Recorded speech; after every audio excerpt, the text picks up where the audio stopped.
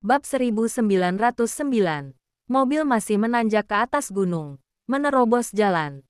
Selama mobil bergoyang-goyang, Dewi perlahan sadarkan diri. Meskipun lukanya masih terasa sakit, kesadarannya perlahan pulih. Seorang pria berbaju hitam mengangkat telepon, bicara dalam bahasa Emron. Dewi tidak sepenuhnya memahaminya, tapi hanya mendengar gambaran kasar. Segera tiba, orangnya tidak mati, masih hidup. Sepertinya orang di balik layar sedang menunggunya di gunung. Bagus, dia juga ingin melihat sebenarnya siapa orang itu. Mobil terus melaju beberapa saat dan akhirnya berhenti. Beberapa pria berbaju hitam turun mobil, bicara bahasa Emron sebentar, lalu membuka pintu mobil dan membawa Dewi turun. Pada saat ini, Dewi sudah benar-benar kehilangan tenaganya karena kehilangan banyak darah, namun kesadarannya tetap pulih. Dia digendong di pundak dan tergantung terbalik. Penglihatannya kabur melihat banyak mobil diparkir di sekitarnya dan banyak pria berjas hitam. Orang-orang ini sepertinya dilatih dengan tertib. Tidak seperti gangster liar di luar, tapi seperti pengawal keluarga besar atau kelompok besar. Tampaknya pria di belakang layar yang menculiknya seharusnya adalah sosok yang berkuasa di negara Emron. Saat dia sedang berpikir liar, Dewi dibawa ke dalam rumah kayu dan dilempar ke atas tikar jerami dengan kasar. Pelan sedikit, terdengar sebuah suara yang berwibawa. Dia adalah tunangan Tuan El. Kalau kamu menyakitinya, nyawa kalian semuanya tidak cukup menggantikannya. Baik, Tuan. Beberapa pria berbaju hitam itu menundukkan kepala memohon maaf. Dewi hanya dengar setengah bagian, tapi dia juga tahu apa artinya. Dia ingin lihat penampilan Tuan itu dengan jelas. Tapi dia sangat lemah hingga tidak bisa bergerak. Ada kartu identitas tidak tanya Tuan itu. Baik, pria berbaju hitam segera mendekat dan mengambil tas ransel Dewi. Mengobrak-abrik semua isi di dalamnya dan segera melihat kartu identitasnya. Mengambilnya dan menyerahkannya pada sang Tuan. Tuan itu menerima paspor dan hendak membukanya. Tiba-tiba seseorang berseru, "Ular." Tuan itu mengerutkan kening dan berkata dengan kesal, "Ribut sekali. Banyak ular." Tuan itu mendongak, lalu tertegun. Tiba-tiba, ular yang tak terhitung jumlahnya masuk dari pintu dan perlahan mendekati mereka. Ular-ular ini berbagai macam. Beberapa di antaranya adalah ular yang memuntahkan bisa. Semuanya penuh dengan aura membunuh yang langka. Bagaimana bisa? Begitu Tuan selesai bicara, seekor ular berbisa hinggap ke tangannya dengan desiran dan menggigit pergelangan tangannya. Oh! Pria itu berteriak dan paspor di tangannya jatuh ke tanah. Saat dia hendak mengambilnya, ular berbisa lainnya mulai menyerangnya dan anak buahnya. Para pengawal segera mengusir ular berbisa dan beberapa orang menembaknya. Di dalam rumah kayu begitu kacau balau. Segera, seseorang membawa obor untuk mengusir ular berbisa. Trik ini sangat berguna dan ular berbisa segera terusir keluar. Tepat saat mereka hendak menarik napas lega, jeritan ketakutan terdengar dari luar. Aduh, ya ampun. Lalu, ada suara tembakan terdengar di luar. Keluar dan lihatlah. Perintah Tuan itu sambil mencengkeram erat tangannya yang terluka. Baik, seorang pengawal hendak membuka pintu. Tapi ada sesuatu mendobrak pintu kayu hingga terbuka. Melihat sosok besar di depan mereka dengan jelas, mata semua orang terbelalak kaget. Ternyata, itu beruang hitam besar. Sedangkan di belakangnya, beberapa beruang hitam mengikuti, seperti sebuah tim, memasuki rumah kayu dengan agresif. Ini, bagaimana ini? Hah, sebelum rombongan yang menjaga pintu selesai bicara, mereka terlempar keluar oleh sang pemimpin beruang hitam, menabrak mobil, terdengar suara, bruk, dan kemudian jatuh ke tanah. Seorang pengawal segera mengeluarkan pistol dan membidik beruang hitam. Tapi beruang hitam menamparnya dan pria itu jatuh ke tanah. Dor dor dor dor. Pengawal lain juga menembak beruang hitam. Beruang hitam benar-benar marah, mengaum, lalu masuk untuk membunuh. Bab 1910. Pria berbaju hitam di luar bermaksud untuk membantu. Tapi pada saat ini, seseorang menunjuk ke langit dan berseru dengan keras. Astaga, apa itu? Orang-orang berbaju hitam itu mendongak dan melihat langit gelap gulata. Ternyata elang. Mereka mengancam, seperti angkatan udara, langsung menyerang ke arah mereka. Pria berbaju hitam menjerit sambil menembak. Tapi mereka bukan tandingan dari begitu banyak elang. Di puncak gunung mulai terdengar suara tembakan. Di kaki gunung, Lorenzo yang baru saja menemukan tempat ini, mendengar suara tembakan. Ekspresinya berubah drastis dan dia langsung melaju menuju puncak gunung. Orang-orang terpana oleh keterampilan mengemudinya. Seperti angin, menghilang dalam sekejap mata. Di belakang, konvoi lain hampir tidak bisa mengikuti. Jeff dengan tenang memerintahkan, "Tenanglah, pergi ke puncak gunung." Baik, Lorenzo khawatir terjadi sesuatu pada Dewi. Jantungnya hampir melompat keluar. Dia menginjak pedal gas dan mendorong ke puncak gunung secepat kilat. Melihat pemandangan di depannya, dia terkaget-kaget. Di depan rumah kayu kacau balau, sebuah mobil off-road menabrak pohon besar dan beberapa pria berpakaian hitam yang entah masih hidup atau sudah mati, tergeletak di tanah bersama dengan bulu burung di mana-mana. Pintu rumah kayu terbuka dan atap rumah terangkat. Wiwi, Lorenzo segera melompat turun mobil dan memaksa masuk ke dalam rumah kayu.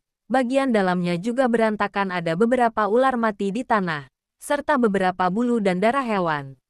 Yang lainnya, sejak awal sudah menghilang tanpa jejak termasuk Dewi. Wiwi, Wiwi, Lorenzo memanggil nama Dewi sambil mencari-cari. Dia sudah mencari di dalam dan luar rumah kayu, tetap saja tidak ada di lokasi. Dia sangat cemas hingga terus mencari di hutan terdekat. Tak lama kemudian, Jasper dan Jeff juga datang. Melihat pemandangan di depan, mereka pun terkejut dan langsung mencari Dewi. 1 menit, 2 menit, 3 menit. Waktu berlalu sedikit demi sedikit, hingga hari mulai larut dan matahari terbenam, mereka masih belum bisa menemukan Dewi. Jeff segera membawa orang-orang berbaju hitam yang terluka parah dan juga mengumpulkan petunjuk lain untuk terus mencari keberadaan Dewi. Jasper mendekati Lorenzo dan dengan hati-hati membujuk, "Tuan, jangan khawatir. Tabib Dewi akan baik-baik saja. Hewan-hewan ini seharusnya dipanggil olehnya. Mungkin sekarang dia diselamatkan oleh hewan."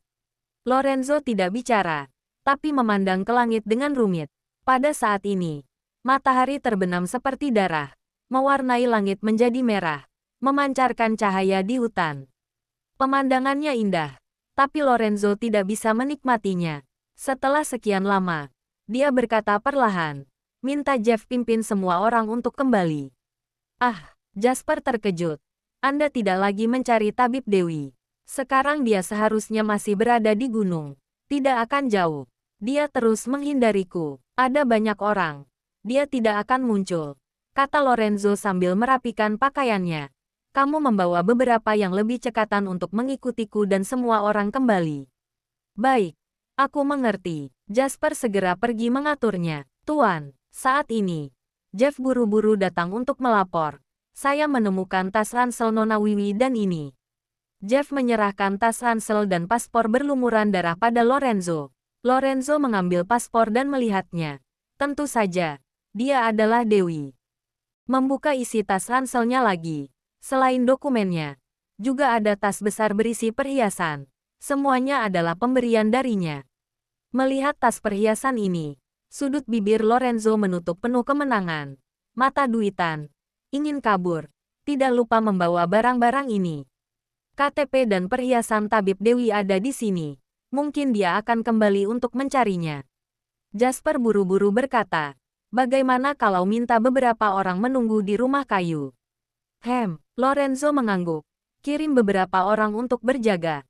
"Baik." Jasper segera mengatur agar orang berjaga-jaga di rumah kayu. Jeff memimpin yang lain untuk kembali sesuai perintah Lorenzo. Lorenzo membawa Jasper dan beberapa pengawal lainnya untuk terus mencari Dewi. Bab 1911. Suara tetesan air, suara binatang yang melewati rerumputan dan suara serangga yang tak dikenal. Di malam yang sunyi ini, terjalin menjadi karya musik yang mengharukan, terngiang di telinga. Dewi terbangun dalam keadaan linglung.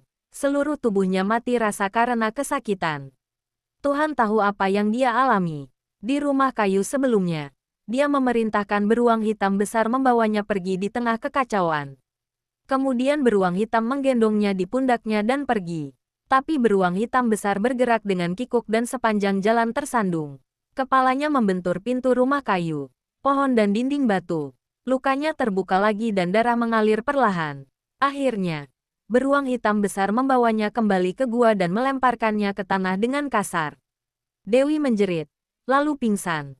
Pusing selama beberapa jam. Saat sadar kembali, hari sudah gelap. Di dalam gua gelap gulita dan beruang hitam besar tertidur di samping batu. Bau busuk menyengat tercium dari mulut mereka. Dewi mencoba bergerak, tapi menemukan bahwa sekujur tubuhnya kaku dan mati rasa karena rasa sakit. Tidak dapat bergerak sama sekali dan bahkan kesulitan mengangkat kepalanya. Dia membuka mulutnya dan memberi perintah dengan lemah. Seekor beruang hitam akhirnya terbangun, mengisi sedikit air dengan daun dan memberikannya untuk diminum. Meskipun gerakannya tidak anggun, dia berhasil meminumnya. Tenggorokannya yang kering akhirnya bisa bicara dan dia segera meminta beruang hitam untuk membantunya cari tas ranselnya. Beruang hitam mencari di gua sekian lama, tapi tidak bisa menemukannya. Dewi menyadari bahwa tas ranselnya sepertinya tertinggal di rumah kayu, sama sekali tidak membawanya ke sini. Dia buru-buru mengeluarkan perintah agar beruang hitam kembali ke sana mencari tas ranselnya. Karena di dalam ransel tidak hanya ada dokumen dan perhiasan, tapi juga obat-obatan. Di gunung sangat dingin, dia terluka parah dan jika tidak ada obat, dia akan berada dalam bahaya. Beruang hitam besar terhuyung-huyung keluar mencari tas ransel. Dewi terbaring di tanah, mati rasa karena kesakitan. Dia menganalisis dengan kesadaran yang tersisa. Bahkan jika beruang hitam menemukan tas ranselnya, obat-obatan umum yang sederhana itu mungkin tidak cukup untuk menyembuhkan lukanya. Tidak hanya berdarah deras, lukanya terbuka, juga menunjukkan tanda-tanda peradangan, karena dia sudah merasa mulai demam. Dia harus pergi dari sini secepat mungkin. Kalau tidak, nyawanya akan dalam bahaya. Waktu berlalu sedikit demi sedikit setelah sekian lama berpikir. Beruang hitam belum kembali. Dewi mulai tertidur lagi. Dia coba mengingatkan dirinya sendiri. Jangan tidur. Jangan tidur. Jangan tertidur. Kalau tidak, maka tidak akan bisa bangun lagi. Pada saat ini, dia tiba-tiba merasa gatal di sekujur tubuhnya. Seolah-olah ada serangga yang menggigitnya. Di tempat ini memang ada banyak serangga. Dia tidak takut pada binatang buas dan hewan, tapi dia takut pada tikus dan serangga. Dia mulai merinding, merasa jijik dan takut dari hati hingga tubuhnya. Mungkin bau darah di tubuhnya menarik perhatian serangga ini. Dia mencoba sebisa mungkin untuk mengguncang tubuhnya, mencoba mengusir serangga, tapi dia tetap tidak bisa mengusirnya. Tepat saat dia dihinggapi kecemasan, terdengar suara cit-cit dari telinganya dan kemudian sesuatu yang lembut berlarian di sekujur tubuhnya. Satu lagi merangkak ke tubuhnya, di sepanjang paha, perut dan ke dadanya. Dia melihat lebih dekat dan ternyata itu tikus. Astaga, Dewi langsung pingsan. Ingin menangis, tapi tidak berani membuka mulutnya. Jadi dia hanya bisa mengeluarkan rengekan pelan. Tuan, sepertinya ada gua di sana. Di luar, Sonny menyorotkan senter ke arah gua. Lorenzo berjalan cepat dan menemukan jejak kaki beruang di luar gua. Mereka segera meredupkan cahaya senter, lalu perlahan mendekati gua. Melalui cahaya redup, dia melihat masih ada dua beruang yang tidur di dalam gua. Yang terletak di sebelahnya adalah Dewi. Tap, Sonny hendak masuk, tapi ditendang oleh Lorenzo. Lorenzo segera memberi isyarat padanya, mengisyaratkan dia untuk tutup mulut. Bab 1912. Sonny cepat-cepat tutup mulut, tidak berani mengeluarkan suara. Lorenzo berdiri di pintu masuk gua, membukakan matanya, mengamati situasi di dalam. Dewi menangis pelan. Dia benar-benar sedang menangis. Tumbuh sebesar ini, dia merasa benar-benar putus asa untuk pertama kalinya. Dia hampir gila karena semakin banyak tikus yang menetap di sekujur tubuhnya. Saat ini, yang dia pikirkan di dalam hatinya adalah alangkah baik jika seseorang datang menyelamatkannya. Tidak peduli siapa orang itu, selama dia adalah manusia, dia bisa membawa keluar dari sini. Dia akan sangat bersyukur. Lorenzo memberi isyarat dan Jasper mengambil pistol anestesi dan mengamati kedua beruang hitam. Tiba-tiba, kedua beruang menggoyangkan kepala dan tidur lagi lebih nyenyak. Tapi Lorenzo tidak terburu-buru masuk, malah menyipitkan mata. Jasper segera pura-pura santai dan berkata, "Tuan, kami sudah mencari dari sore hingga larut malam, tapi belum menemukan Nona Wiwi. Apa ada yang membawanya pergi? Mungkin dia tidak ada di gunung." "Iya Tuan. Bagaimana kalau kita turun gunung saja dulu?" Dia sangat pintar dan buru-buru setuju. "Ah, Nona Wiwi." Sonny ingin bicara, tapi Wezo menutup mulutnya dengan erat.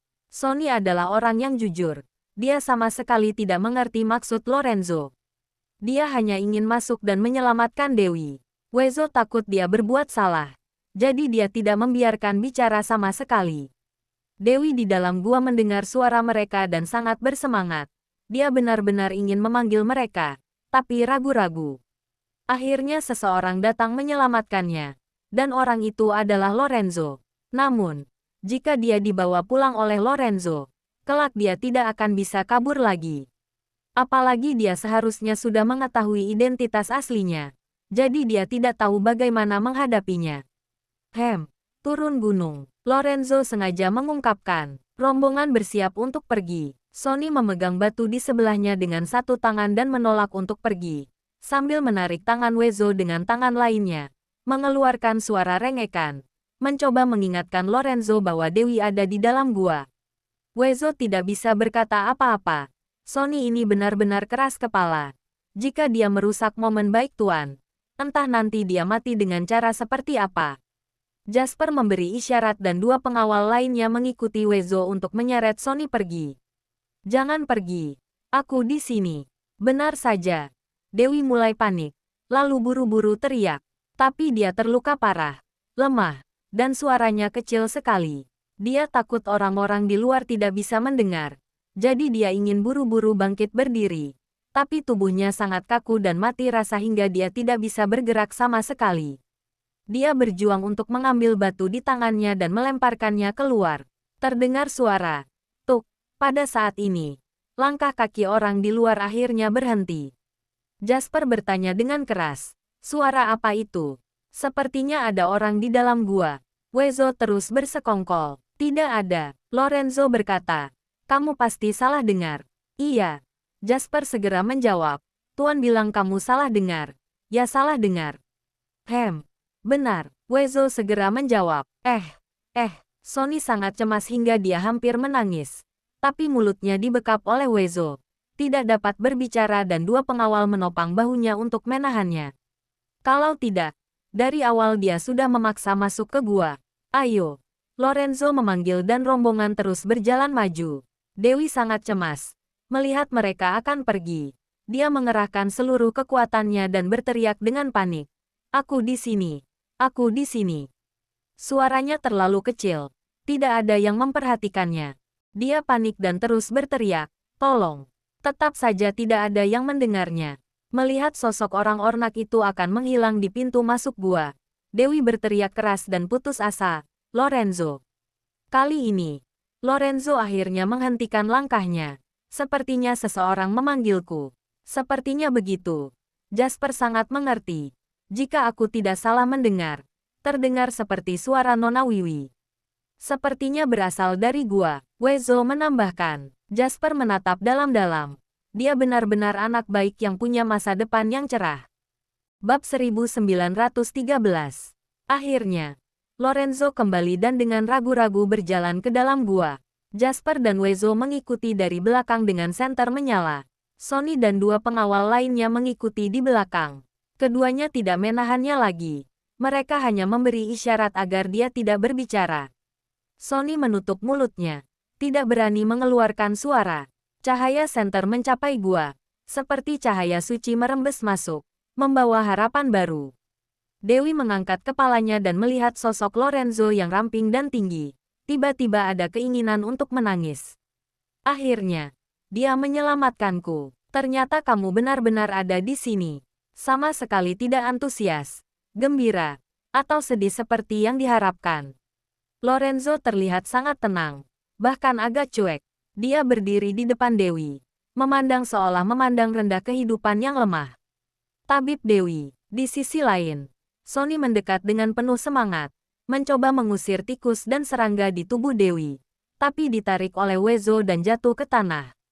Dia ingin bangkit berdiri, tapi kedua pengawal langsung menginjaknya. Sonny merupakan teman kerja yang paling bodoh dan lugu di antara yang lainnya. Jangan sampai dia merusak momen baik sang tuan. Tolong aku. Dewi mengulurkan tangannya pada Lorenzo untuk meminta bantuan. Tapi Lorenzo masih acuh tak acuh dan menghela nafas tak berdaya.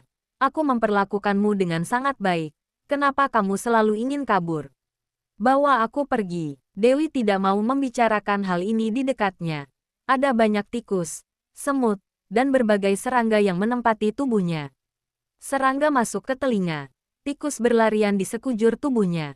Dia hampir mendesah. Tapi Lorenzo masih ingin berdiskusi dengannya. Mengapa dia ingin kabur? Kamu menolak menikah denganku. Kenapa aku harus membawamu pergi? Lorenzo berjongkok, memutar seekor tikus dengan 2 jari dan menggantungnya di depan mata Dewi. Ah, Dewi menutup matanya. Tidak berani melihat. Bukannya kamu pandai memanipulasi hewan? Lorenzo memandangnya dengan geli. Kenapa kamu takut pada tikus? Bajingan kau El. Dewi sangat kesal hingga ingin memakinya. Tapi dia membawa tikus itu ke depannya. Kumis tikus hampir menyentuh wajahnya. Saat seperti ini, kamu masih berani memaki orang. Lorenzo melengkungkan bibirnya. Tampak bangga. Kamu seharusnya memohon padaku baik-baik. Kamu. Dewi murka hingga tak sanggup bicara. Gua ini lumayan bagus. Hangat di musim dingin dan sejuk di musim panas dan ada begitu banyak hewan peliharaan kecil yang bisa menjadi sahabat. Jika kamu berbaring di sini 10 hari atau setengah bulan, kamu tidak akan takut pada tikus-tikus ini lagi. Mungkin kamu akan makan tikus mentah demi bertahan hidup. Saat Lorenzo melihat wajahnya menjadi hijau karena ketakutan, dia merasa geli. Kamu, Dewi hendak menangis. Apa yang sebenarnya kamu inginkan? Mohon padaku. Lorenzo akhirnya mengungkapkan tujuannya. Memohon dan aku akan membawamu pergi. Kamu, cepatlah. Kesabaranku ada batasnya. Lorenzo akhirnya mengambil kesempatan dalam kesempitan. Apa kamu ingin turun gunung dan periksa ke dokter atau tinggal di sini memberi makan tikus? Kamu pilih sendiri. Matilah kau. Dewi hampir gila karena marah dan hendak memanggil hewan menghadapi Lorenzo. Tapi setelah dipikir-pikir, jika mereka diusir oleh hewan, dia benar-benar tidak ada harapan lagi. Kamu benar-benar punya pendirian. Lorenzo bangkit berdiri. Karena dia tidak ingin kita selamatkan. Untuk apa menunggu? Ayo pergi. Baiklah. Jasper dan Wezo buru-buru mengikuti. Tuan, Sonny ingin mengatakan sesuatu, tapi diseret oleh kedua pengawal itu. Sonny yang malang begitu fokus menyelamatkan Dewi. Dia masih berteriak cemas. Tuan, tolong selamatkan tabib Dewi, Tuan. Lorenzo tampak tidak bergerak dan langsung pergi. Dewi memandang kepergiannya. Hatinya merasa sangat cemas. Melihat dia akan keluar dari gua, dia berkata, tolong, selamatkan aku. Lorenzo akhirnya berhenti dan menoleh padanya. Kamu bilang apa? Jangan lupa like, komen, dan subscribe. Ya, terima kasih untuk semuanya yang sudah subscribe, like, dan komennya. Tunggu terus kelanjutannya. Ya.